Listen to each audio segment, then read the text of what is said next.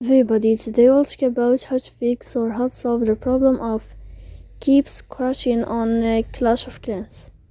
To know how to fix or how to solve keeps crashing on Clash of Clans, you should just go to settings. Here you can click on apps, default apps, app settings. Then you'll enter to Clash of Clans.